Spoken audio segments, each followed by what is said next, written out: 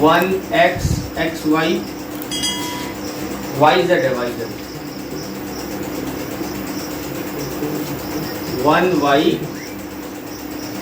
zx, 1z xy, ये है।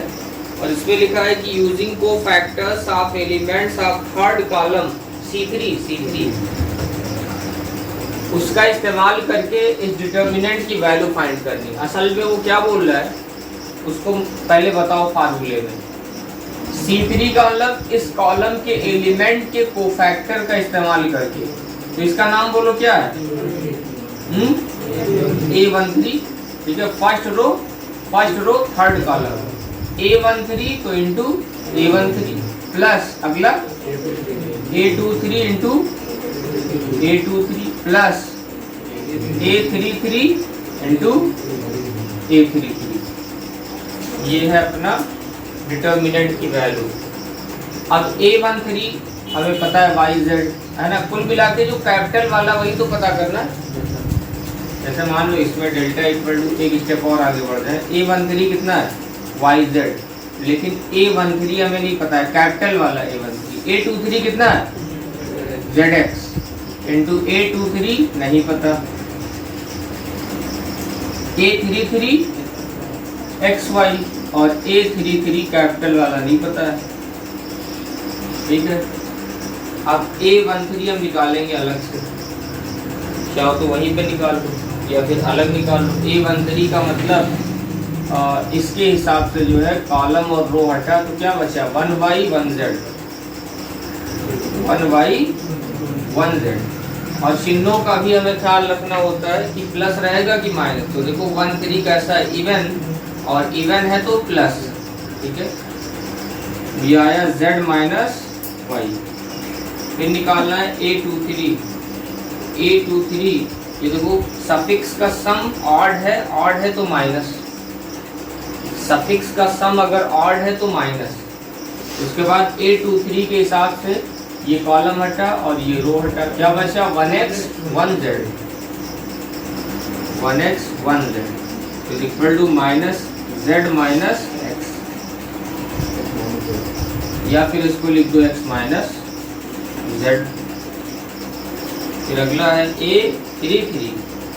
A33 suffix का सम है इवन है तो प्लस, ये हटा क्या बचा 1x 1y, ये आया y माइनस x। अब इन तीनों वैल्यूज को उठा के हम किसमें रख देंगे, इस इक्वेशन में रखो फटाफट। लिखेंगे फ्रॉम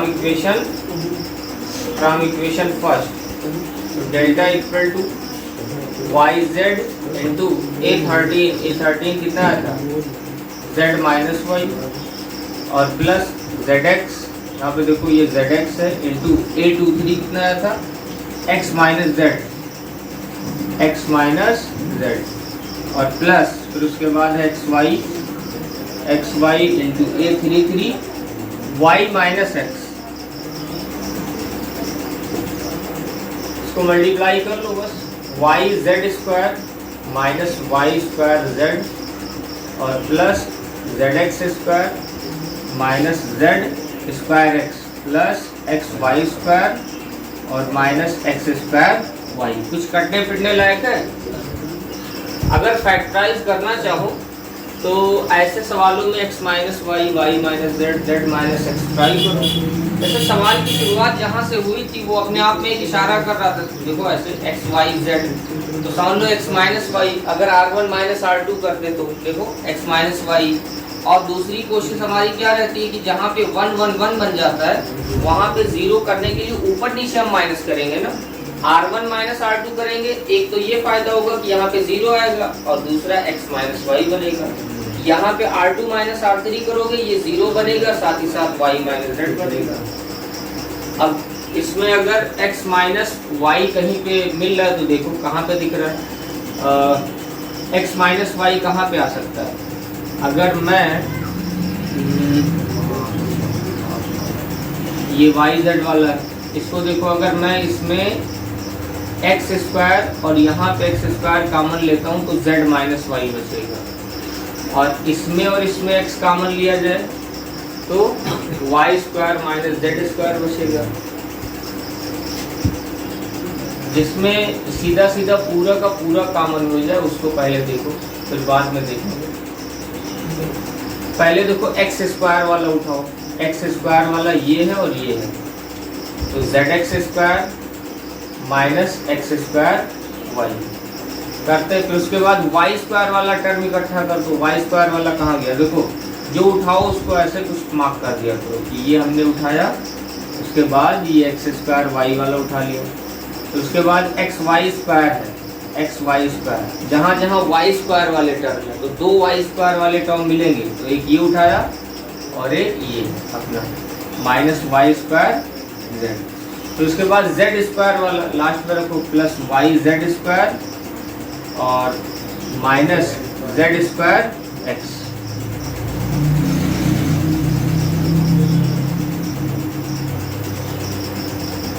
अब इसमें जो है कॉमन एक्स स्क्वायर तो बचा जेड माइनस वाई, या वाई माइनस जेड कर लेंगे ना, कोई दिक्कत नहीं। आगे अगर कहीं पे वाई माइनस जेड की जरूरत पड़ेगी माइनस कॉमन, प्लस इसमें देखो क्या कॉमन है, वाई स्क्वायर क्या बचा एक्स माइनस जेड, वैसे ये जेड माइनस एक्स आगे करना ही करना है, प्लस जेड स्क्वायर इसमें कॉमन तो वाई माइनस एक्स। ये गड़बड़ हो गया, अब कहाँ कॉमन हो पाएगा। तो इस तरीके से हमें नहीं करना चाहिए। जैसे z माइनस वाई बना है तो फिर आगे ट्राई करो कि फिर z माइनस वाई कैसे आए। z माइनस वाई कैसे आएगा, अगर इन दोनों में x कॉमन लिया जाए। हाँ ठीक है बैठ गया। ये और ये वाला टर्म देखो, ध्यान दो,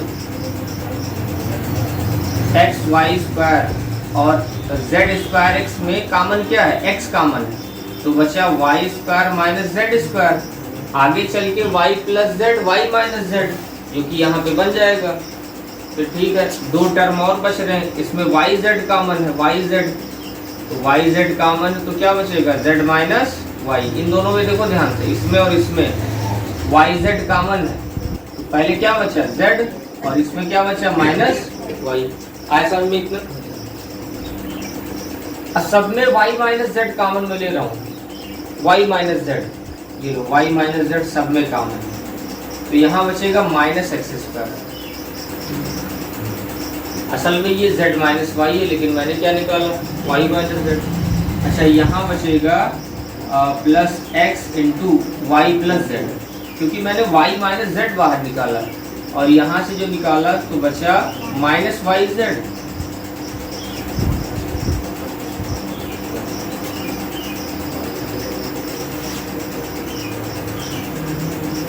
y माइनस जेड, वैसे हम लोग फालतू काम कर रहे हैं बिना मतलब की चीज। आंसर बस यहीं पे हो गया था, उसने ऐसा कुछ नहीं बोला था कि ये फॉर्म बनाओ फैक्टर फॉर्म ऐसा वैसा। Minus x square plus X Y plus X Z और minus Y Z. Y minus Z, अब इन दोनों में अगर मैं माइनस एक्स कॉमन लेता हूँ क्या बचेगा एक्स माइनस वाई, और इन दोनों में z कॉमन तो x माइनस वाई। ठीक है, तो y माइनस जेड, अब दोनों में कॉमन x माइनस वाई, क्या बचा z माइनस एक्स। बस ये बढ़िया आंसर। अगली चीज है adjoint, adjoint of A matrix, या फिर बोल सकते हो इस चीज को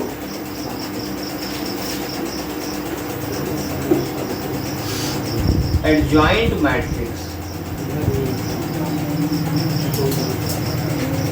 जैसे देखो नेगेटिव ऑफ ए नंबर, सुन लो ध्यान से, नेगेटिव ऑफ ए नंबर, असल में नेगेटिव नंबर, नेगेटिव ऑफ 5 असल में -5 है, समझ लो। तो एडजॉइंट ऑफ ए मैट्रिक्स या एडजॉइंट मैट्रिक्स बात एक ही है। इसको शॉर्टकट में जैसे मान लो अपना मैट्रिक्स ए से लिखा गया है तो उसके एडजॉइंट को किससे लिखा जाएगा, ऐसे लिखा जाएगा, एडजॉइंट ए लिखा जाएगा, ऐसे लिखा जाएगा। अगर अपने मैट्रिक्स का नाम ए है तो एडजॉइंट मैट्रिक्स को एडजॉइंट ए, मतलब ए चिपका के बोलेंगे क्योंकि ए का ही एडजॉइंट बनाया गया है। अब ये भी मैट्रिक्स है, ये भी मैट्रिक्स है, नाम देख लो एडजॉइंट मैट्रिक्स, कोई नई चीज नहीं बन जाएगी। समझो। अब ये कैसे निकालते हैं, मान लो एक मैट्रिक्स गिवन है A इज इक्वल टू, छोटा सा मैं ले रहा हूँ 2 4 3 5, ठीक है, 2/2 का एक मैट्रिक्स है। सबसे पहले इन एलिमेंट्स के कोफैक्टर्स निकालते हैं। तो कोफैक्टर यानी A11 कितना आएगा बोलो, A11 का लो, ये हटा कितना बचा 5, A12 बोलो, A12 इसके हिसाब से तो ये हटा बचा कितना 3, लेकिन आएगा -3 क्योंकि 1 2 सम क्या है ऑड है तो माइनस। A21 का मतलब इस 3 के लिए, तो इस 3 का ये हटा बचा कितना 4, लेकिन -4 क्योंकि 2 और 1 का सम है ऑड है तो माइनस। फिर अगला है A22 मतलब 5 का कोफैक्टर, तो 5 के हिसाब से ये हटा बचा 2, और 2 है तो 2 बना रहेगा क्योंकि सफिक्स का सम है इवन है तो प्लस बना रहेगा, मतलब चिन्ह में कोई परिवर्तन नहीं होगा। अब सबसे पहली चीज, ये जो कोफैक्टर हमने निकाला है उससे एक मैट्रिक्स तैयार करो। तो A11 कहाँ पे बैठेगा, यहाँ पे, A12 यहाँ पे है ना, A21 यहाँ पे आता है और A22 यहाँ पे आता है। इसको क्या बोलेंगे, कोफैक्टर से बना मैट्रिक्स। समझो। हिंदी में मुझे याद आ रहा है ऐसे लिखा करते थे, सहगुणनखंडों से निर्मित आव्यूह।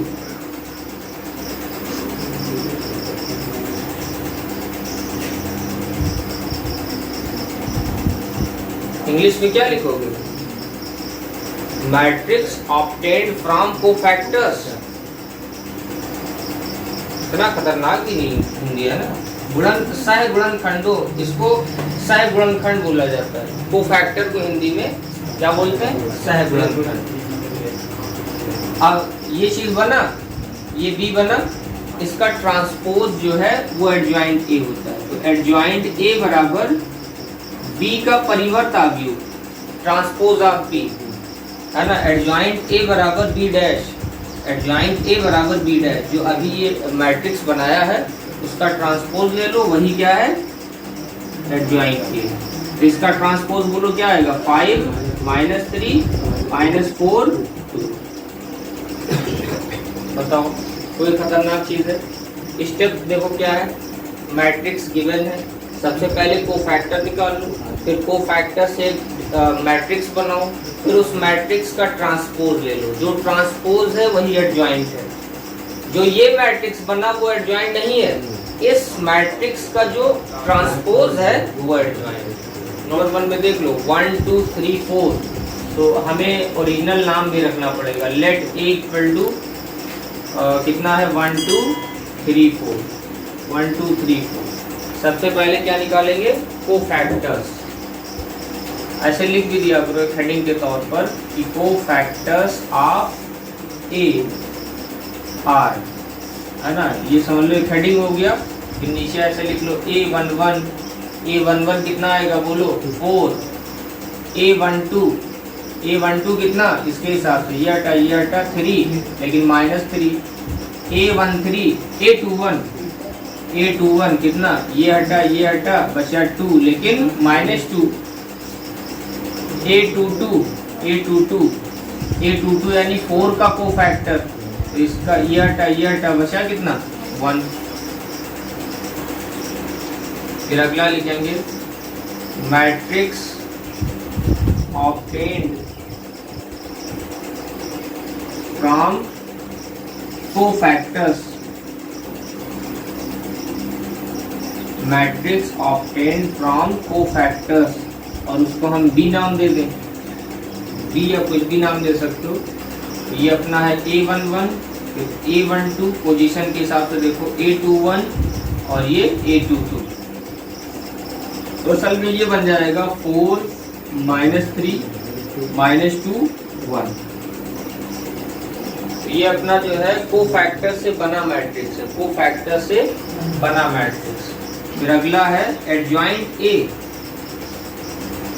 Adjoint A is equal to transpose of B, यानी B डैश। जो ये हमने मैट्रिक्स निकाला उसका ट्रांसपोज कर लो, बस वही अपना एडजॉइंट। कितना आ जाएगा 4 -3 -2 1, और यही अपना आंसर है।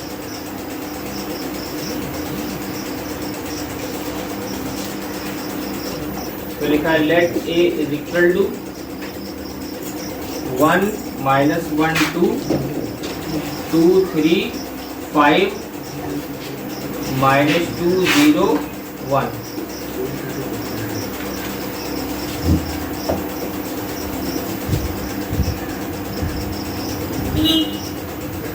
Cofactors of A।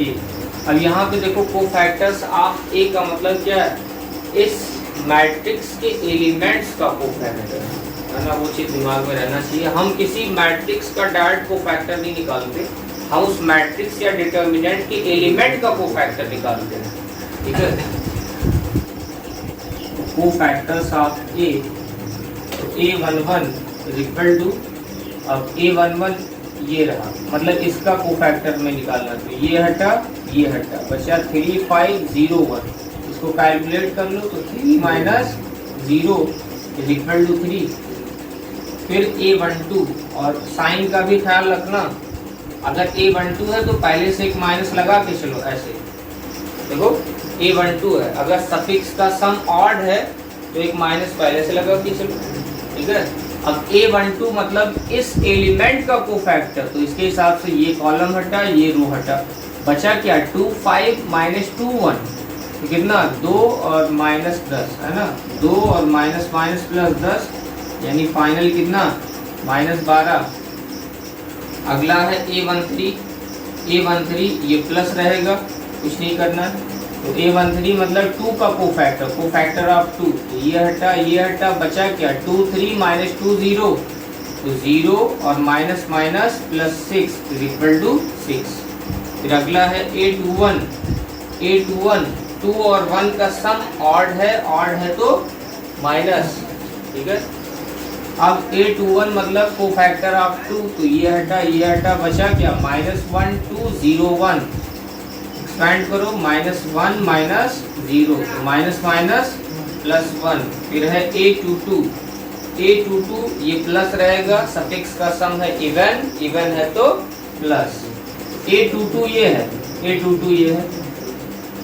कहाँ में जा रहा हूँ, सही है ना, सेकंड रो सेकंड कॉलम। तो इसके हिसाब से ये हटा बचा 1 2 -2 1।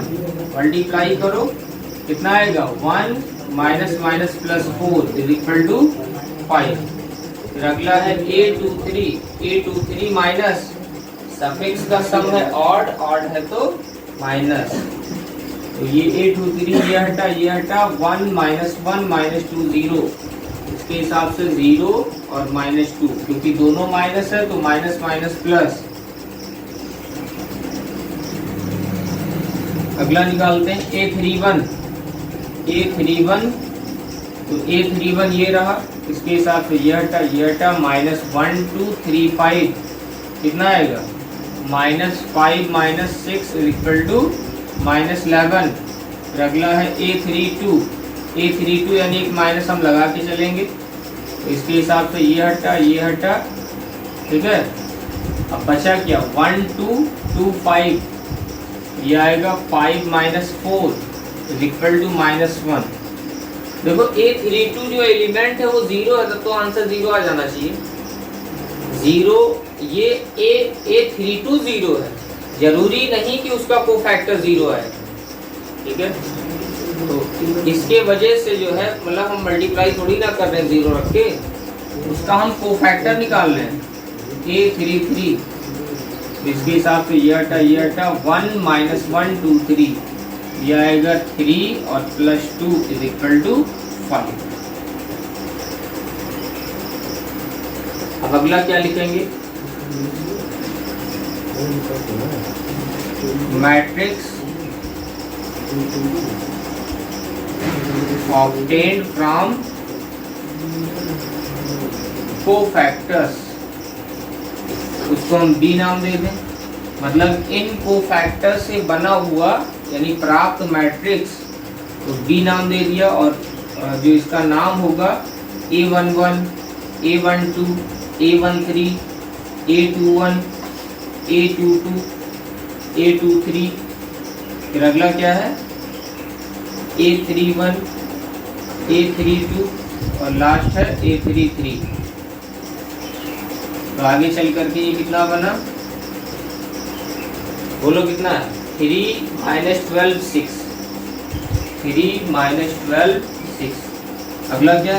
152, 152 -11 -1 -11 -1 और 5।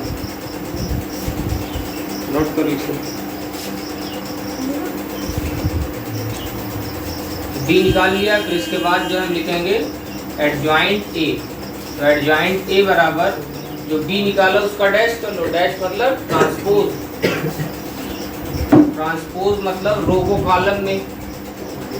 3 - 12 6 1 5 2 -11 -1 5, और यही अपना आंसर।